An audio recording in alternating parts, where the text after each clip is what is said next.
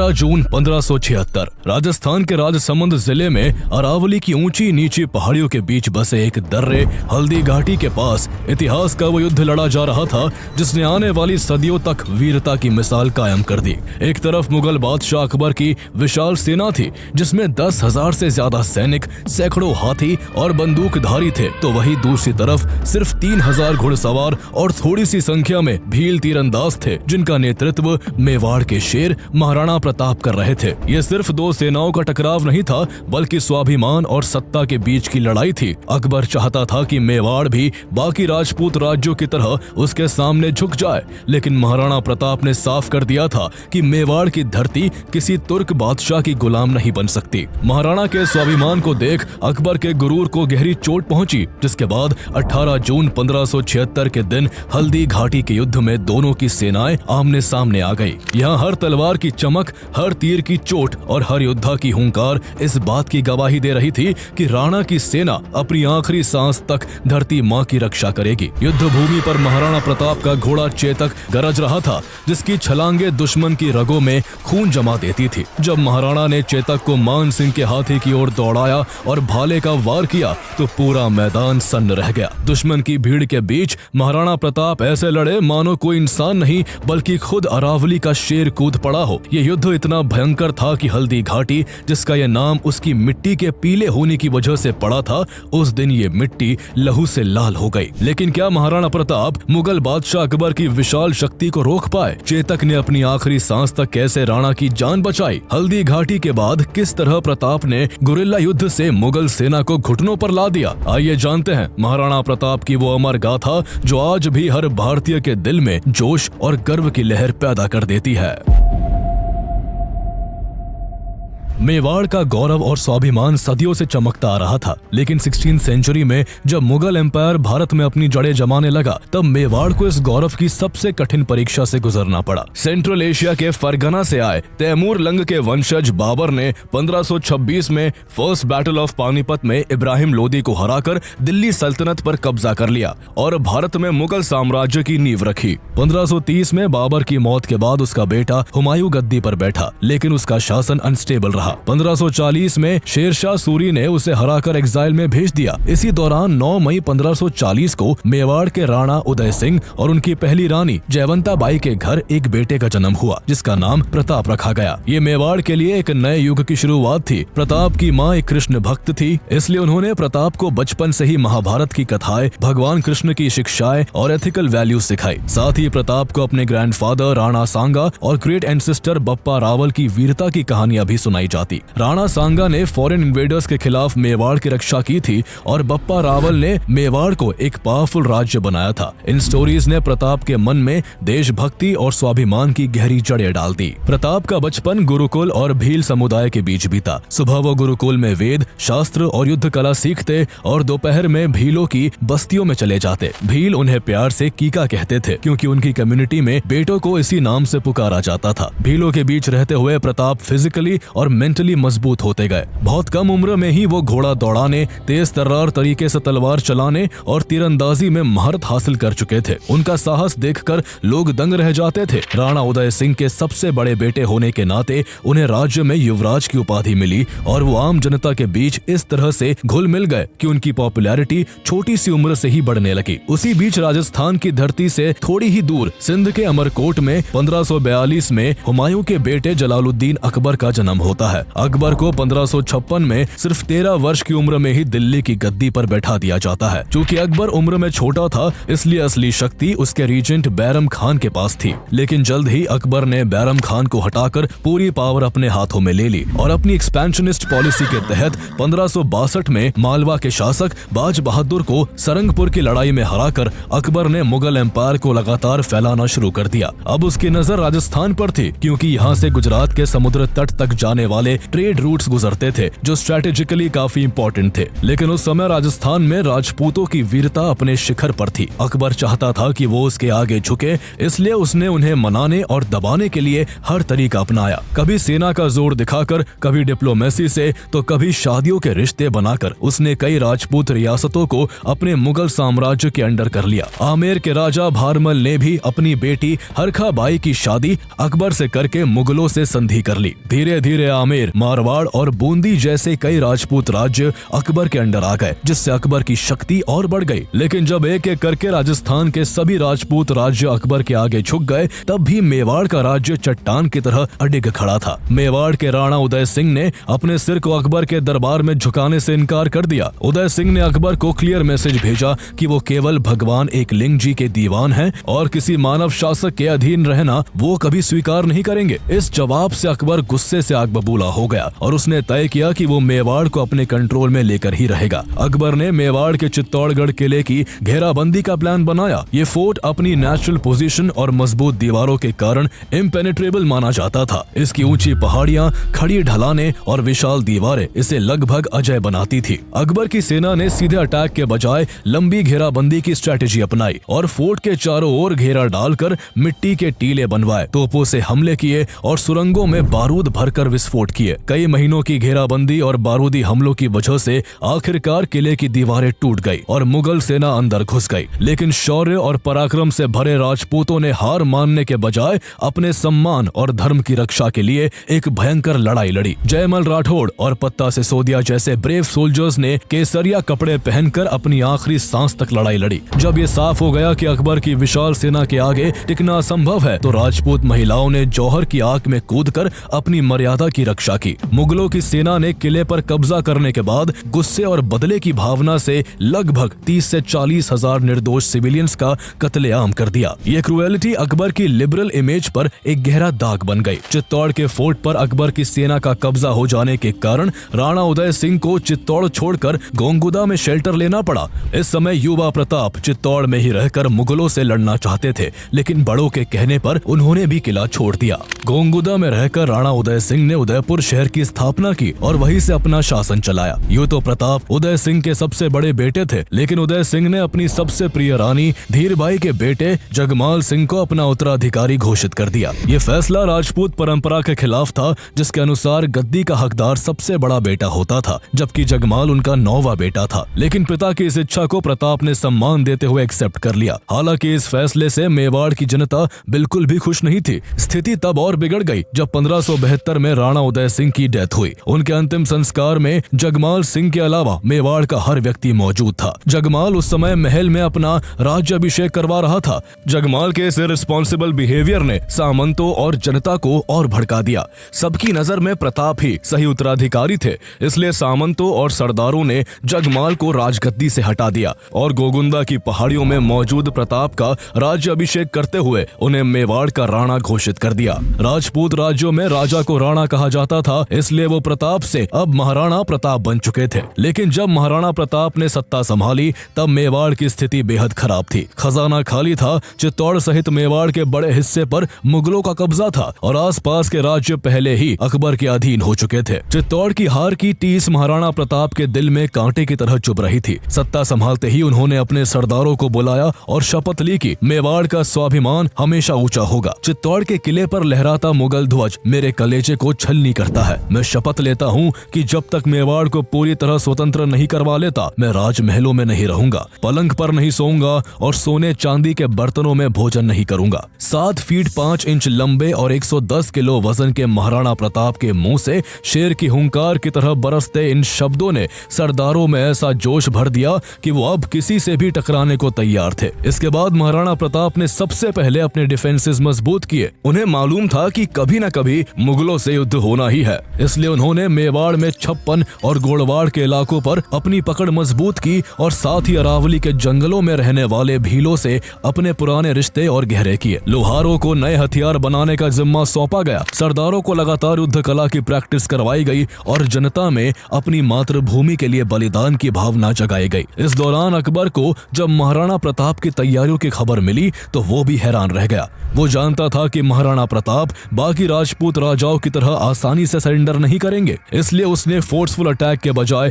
पहले डिप्लोमेसी का सहारा लिया। 1573 में उसने अपने दरबारी जलाल खान कोर्ची को मेवाड़ भेजा, जिसने महाराणा प्रताप से मुगलों की अधीनता स्वीकार करने की अपील की, लेकिन प्रताप ने साफ इनकार कर दिया। इसके बाद अकबर ने अपने कोर्ट के नवरत्नों में से एक आमेर के राजा मान सिंह को मेवाड़ भेजा। मान सिंह मुगलों के प्रति वफादार था और अकबर का रिश्तेदार भी था। उससे पहले उसके पिता भगवंत दास और अकबर के नवरत्नों में से एक राजा टोडरमल भी अकबर की तरफ से महाराणा प्रताप को मनाने आ चुके थे, मगर सब नाकाम रहे। लेकिन मान सिंह को लगता था कि वो महाराणा प्रताप को अकबर के आगे झुकने के लिए राजी कर लेगा।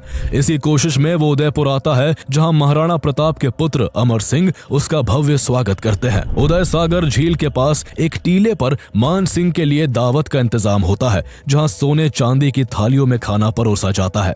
लेकिन मान सिंह जिस व्यक्ति से मिलने आया था, उसे वो महाराणा प्रताप कहीं भी दिखाई नहीं दिए। ये देखकर मान सिंह के गुरूर को गहरी चोट पहुंची और उसने महाराणा के पुत्र अमर सिंह से कहा कि वो तब तक खाने को हाथ नहीं लगाएगा जब तक महाराणा स्वयं उसके साथ बैठकर भोजन नहीं करते। अमर सिंह ने मान सिंह से कहा कि महाराणा के पेट में दर्द है, इसलिए वो उसके साथ भोजन नहीं कर पाएंगे। ये सुनकर भी मान सिंह अपनी जिद पर अड़ा रहा। जब ये बात महाराणा प्रताप तक पहुंची तो उन्होंने उसके लिए जो संदेश भेजा, उसे सुन मान सिंह के चेहरे का रंग सफेद पड़ गया। महाराणा का संदेश था कि वो ऐसे राजपूत के साथ खाना नहीं खा सकते जिसने अपनी बुआ की शादी एक तुर्क से कर दी हो। दरअसल महाराणा प्रताप ने अकबर को कभी भारत का नहीं माना। वो अकबर को हमेशा तुर्क कहकर ही संबोधित करते थे, जहां अकबर के पूर्वजों की जड़ें थी। ये सुनते ही मान सिंह तिलमिला उठा। उसने भोजन नहीं किया और घोड़े पर सवार होकर महाराणा प्रताप के पुत्र अमर सिंह से कहा, मुगल बादशाहत को ठुकराना एक संघर्ष को चुनौती है। अगर तुम युद्ध चाहते हो तो तुम्हारी ये इच्छा जल्दी ही पूरी होगी। मैं महाराणा का अभिमान चूर चूर कर दूंगा।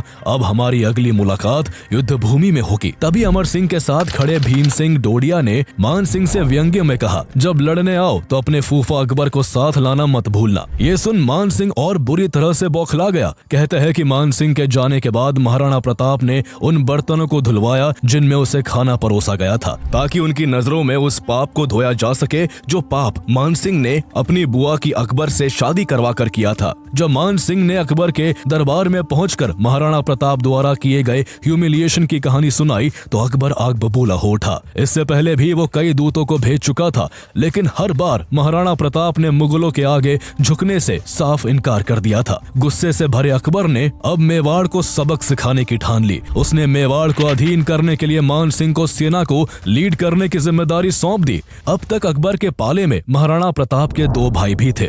जगमाल सिंह को जब राजगद्दी से हटाया गया था, तब वो मेवाड़ छोड़कर अकबर की शरण में आ गया था। अकबर ने उसे जहाजपुर की जागीर सौंप दी ताकि वो महाराणा प्रताप के खिलाफ उसका साथ दे सके।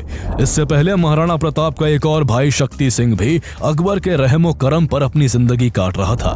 इस तरह महाराणा प्रताप के दो भाई दुश्मन से हाथ मिला चुके थे। मान सिंह जो पहले से ही महाराणा द्वारा किए गए अपमान की आग में जल रहा था, उसकी लीडरशिप में एक विशाल मुगल सेना तैयार की जाती है, जिसमें करीब 10,000 सैनिक, सैकड़ों हाथी, घुड़सवार, तीरंदाज और बंदूकधारी भी थे। इस सेना में आसफ खान को सेकंड कमांडर अपॉइंट किया गया था। सेना में गाजी खान बादाख्शी, सैयद अहमद बरहा, काजी खान, मेहतर खान और अली मुराद जैसे कई जाने माने मुस्लिम वॉरियर शामिल थे, जबकि लोनकरण कछवाहा, माधव सिंह और जगन्नाथ कछवाहा जैसे कई राजपूत सरदार भी मुगल सेना की तरफ से महाराणा प्रताप के खिलाफ लड़ने वाले थे। मुगल सेना मेवाड़ के नॉर्थ ईस्टर्न पार्ट से एंट्री करते हुए मांडलगढ़ के कस्बे में डेरा डालकर युद्ध की तैयारी में जुट गई। इधर महाराणा प्रताप पहले से ही युद्ध का इंतजार कर रहे थे। मेवाड़ की सेना गोंगुदा में अपनी स्ट्रेटेजी बना रही थी। महाराणा प्रताप की सेना में करीब 3,000 घुड़सवार और 400 भील तीरंदाज थे। देखा जाए तो मुगल सेना महाराणा प्रताप की सेना से 4 गुना बड़ी थी, लेकिन करेज एंड परसिस्टेंस में प्रताप की सेना का कोई मुकाबला नहीं था। उनके साथ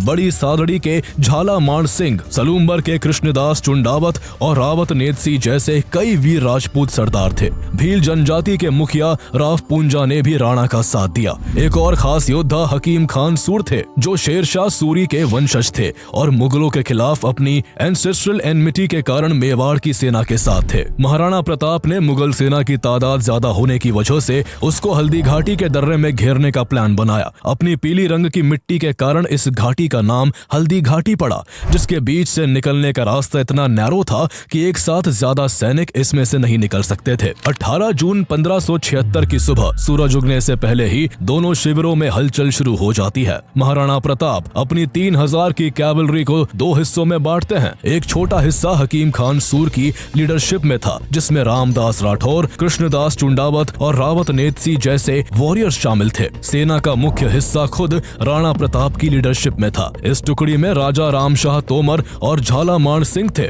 जैसे ही सूरज की पहली किरणें हल्दी घाटी पर पड़ी, युद्ध का बिगुल बज जाता है। मुगल सेना की advance frontline unit Syed Hashim बरहा की लीडरशिप में हल्दी घाटी के वेस्टर्न पार्ट की ओर बढ़ती है। महाराणा प्रताप की सेना पहले से ही तैयार थी। जैसे ही मुगलों की सेना नजदीक आई, मेवाड़ की छोटी टुकड़ी ने बिजली की तरह अचानक तेज हमला बोल दिया। इस सडन एंड शार्प अटैक ने मुगल फ्रंटलाइन यूनिट को पूरी तरह से तितर बितर कर दिया। ऊबड़ खाबड़ जमीन और कांटों भरे रास्तों ने मुगल सैनिकों को और परेशान किया, जिसकी वजह से एक कंफ्यूजन का माहौल क्रिएट हुआ और हाशिम बरहा की यूनिट पीछे हटते हुए कुछ ही पलों में अपनी ही सेना की एक यूनिट से जा टकराई, जिसका नेतृत्व आसफ खान और जगन्नाथ कछवाहा कर रहे थे। इस अफरा तफरी में मुगल सेना के राजपूत सैनिक भेड़ों की तरह भाग खड़े हुए। इस बीच महाराणा प्रताप की मेन यूनिट ने हल्दी घाटी के मुहाने पर मुगल सेना की दूसरी टुकड़ी पर भी जोरदार हमला बोल दिया, जिसका नेतृत्व काजी खान और शिकरी के शेखजादे कर रहे थे। महाराणा प्रताप की अगुवाई में यह हमला इतना जबरदस्त था कि काजी खान की यूनिट की हालत खराब हो गई और मुगल सेना में भगदड़ मच गई। इसके बाद जैसे ही युद्ध हल्दी घाटी के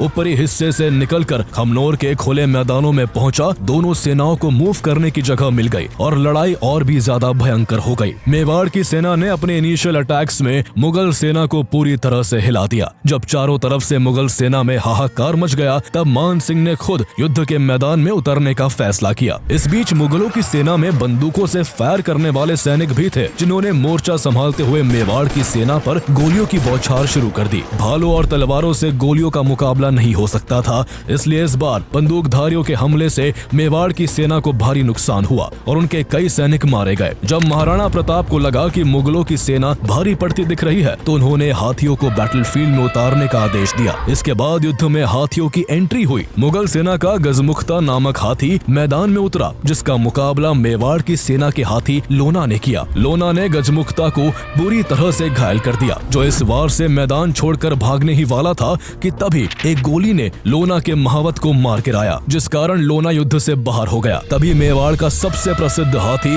राम प्रसाद युद्ध में शामिल होता है। राम प्रसाद इतना विशाल था कि उसने मुगल सेना में भारी तबाही मचा दी। मुगल सेना के गजराज और रणमंदर नाम के हाथी भी राम प्रसाद के सामने ज्यादा देर तक टिक नहीं पाए, लेकिन तभी एक तीर ने राम प्रसाद के महावत को भी मार गिराया, जिसके बाद मुगल सेना ने राम प्रसाद को पकड़ लिया। ये इस युद्ध में मुगलों को मिली सबसे बड़ी सफलता थी। इस हाथी को बाद में अकबर को तोहफे में पेश किया गया, जिसके किस्से अकबर ने कई बार सुने थे। अकबर ने उसका नाम बदलकर राम प्रसाद से पीर प्रसाद कर दिया और उसे खाने के लिए एक से बढ़िया एक चीजें दी। लेकिन इस हाथी की वफादारी महाराणा प्रताप के लिए ऐसी थी कि उसने हर स्वादिष्ट खाने को ठुकरा दिया और मुगलों का खाना पानी लिए बिना ही 18 दिन बाद राम प्रसाद की मृत्यु हो गई। राम प्रसाद के पकड़े जाने के बाद महाराणा प्रताप की तलवार पहले से भी ज्यादा चमकने लगती है। अपने प्रिय घोड़े चेतक पर सवार होकर वो मुगल सेना के बीच ऐसे लड़ रहे थे जैसे कोई बिजली कड़क रही हो। उनकी तलवार जिधर घूमती, दुश्मनों के सिर धड़ से अलग हो जाते। इस बीच उनके बहादुर सरदार भीम सिंह दोडिया ने दूर से मुगल सेनापति मान सिंह को देखा, जो अपने हाथी पर बैठा युद्ध का नेतृत्व कर रहा था। भीम सिंह ने एक पल भी नहीं सोचा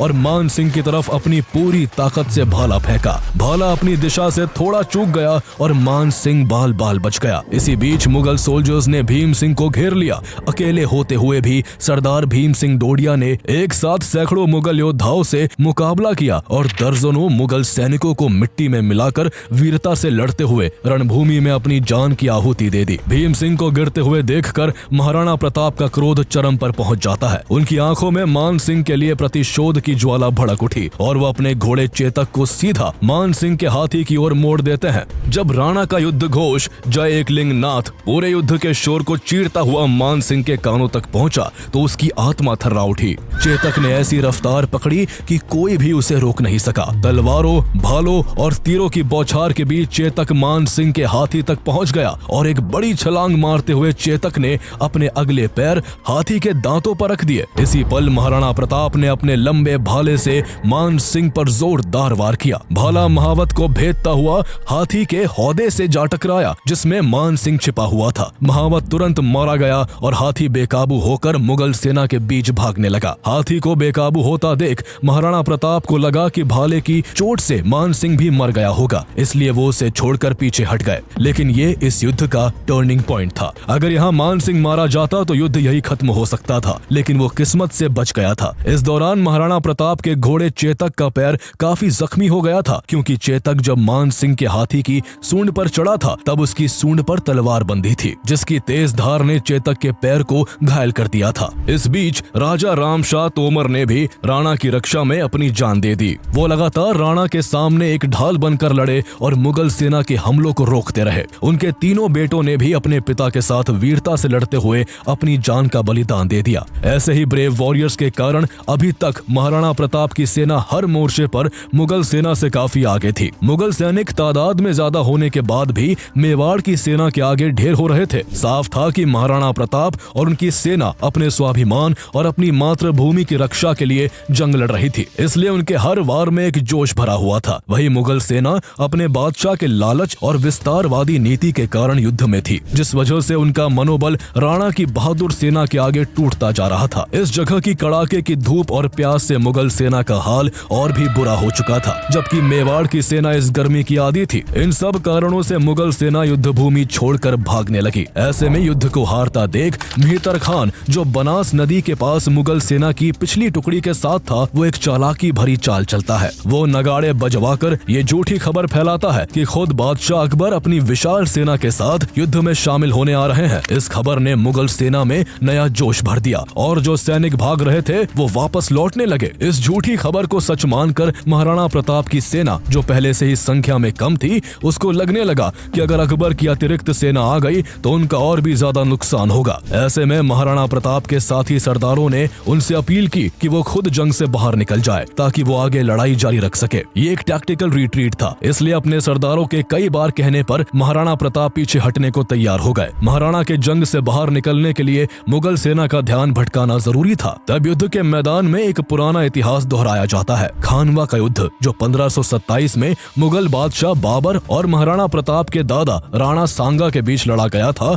उसमें झाला अज्जा ने राणा सांगा का भेष धरकर लड़ाई लड़ी थी ताकि राणा सांगा की जान बचाई जा सके। ऐसा ही कुछ हल्दी घाटी के लड़ाई में भी हुआ। महाराणा प्रताप को सेफली बाहर निकालने के लिए झाला मान सिंह ने उनका शाही छत्र लिया और खुद जंग में कूद पड़े। गौर करने की बात यह है कि राणा सांगा की जान बचाने वाले झाला अज्जा इन्हीं झाला मान सिंह के पूर्वज थे। झाला मान सिंह महाराणा प्रताप के रूप में ढलकर मुगल सेना के बीच में काफी अंदर तक घुस गए और अपने साथियों के साथ अंत तक लड़ते हुए वीर गति को प्राप्त हो गए। उनकी इस बहादुरी और बलिदान ने महाराणा प्रताप और उनके कई सैनिकों को सेफली निकलने का मौका दे दिया था। राणा अपने वफादार घोड़े चेतक पर सवार होकर युद्ध के मैदान से निकल गए। चेतक पहले ही मान सिंह के हाथी की सूंड में लगी तलवार से बुरी तरह से घायल हो चुका था। इसके बावजूद जब भागते हुए चेतक के रास्ते में एक बेहद चौड़ी खाई आई, तब उसने एक जोर की छलांग लगाकर उसे भी पार कर लिया और अपनी आखिरी सांस त्यागने से पहले महाराणा को सुरक्षित पहाड़ियों तक पहुंचा दिया। कभी दुश्मनों के आगे हार न मानने वाले और कभी भी कमजोर न पड़ने वाले महाराणा प्रताप चेतक को मृत देख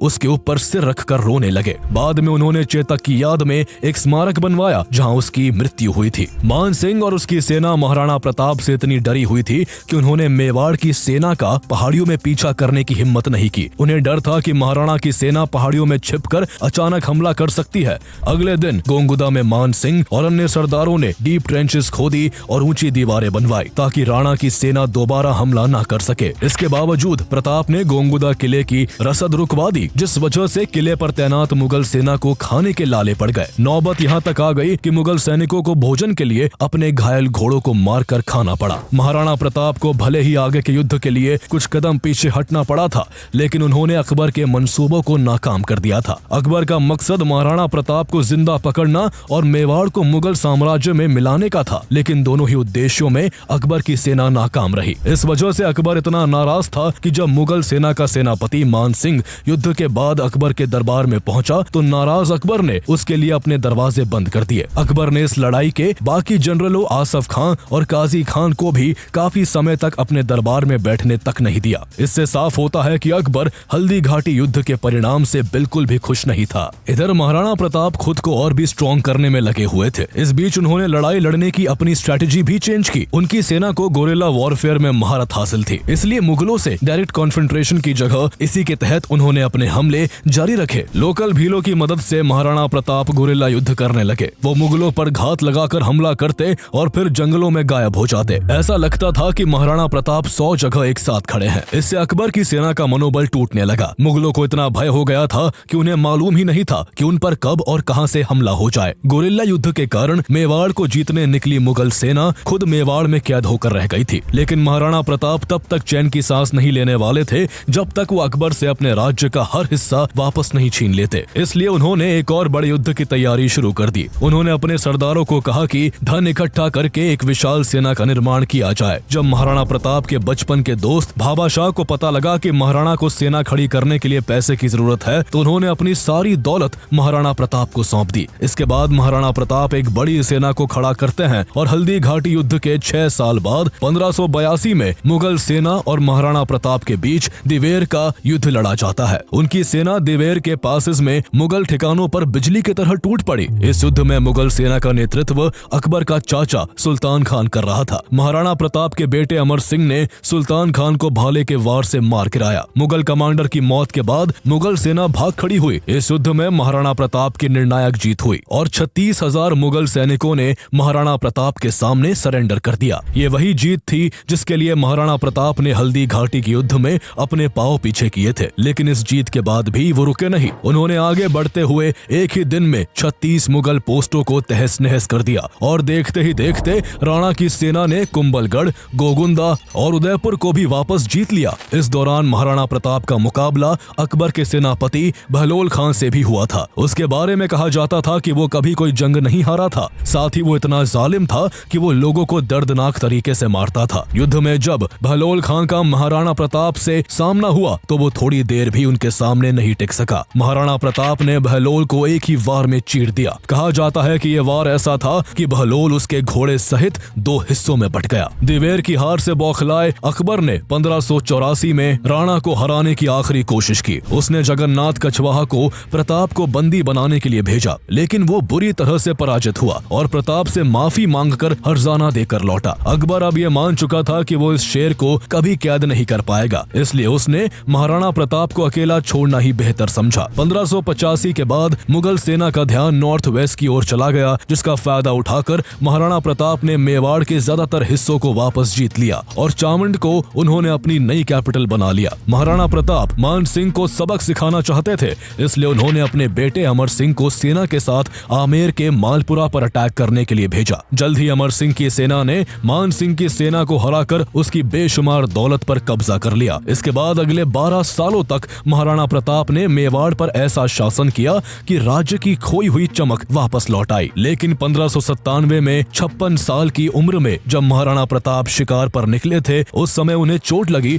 जिससे वो कभी उबर नहीं पाए और उनकी मृत्यु हो गई। उनके निधन से एक युग का अंत हो गया। कहते हैं कि जब उनकी मौत की खबर अकबर को लाहौर में उसके दरबार में दी गई तो वो भी अपने सबसे बहादुर दुश्मन को याद करके रो पड़ा। उस समय राजस्थान के एक मशहूर कवि दुर्सा आड़ा भी अकबर के दरबार में मौजूद थे। उन्होंने उस समय महाराणा प्रताप की मौत की खबर मिलने पर जो कविता लिखी उसका सार था, तुमने कभी अपने घोड़े पर शाही दाग नहीं लगने दिया, तुमने अपनी पगड़ी कभी नहीं झुकाई, तुमने अपने घोड़े पर शाही मोहर नहीं लगने दी, तुम कभी नवरोज में बादशाह से मिलने नहीं आए। आज जब तुम्हारी मृत्यु का समाचार दरबार में आया है, देखो बादशाह का सिर झुक गया है और उसकी आंख से आंसू बह निकले हैं। तुम जीत गए प्रताप। अकबर ने कविता सुनने के बाद दुर्सा आड़ा को इनाम दिया था। इस तरह मृत्यु के बाद भी महाराणा प्रताप अपने दुश्मन से जीत गए थे और वो अपने साहस और वीरता के चलते हमेशा हमेशा के लिए अमर हो गए। उनके बाद उनके बेटे अमर सिंह मेवाड़ के राणा बने। शुरू के करीब 2 दशकों तक उन्होंने भी मुगलों से लड़ाई जारी रखी,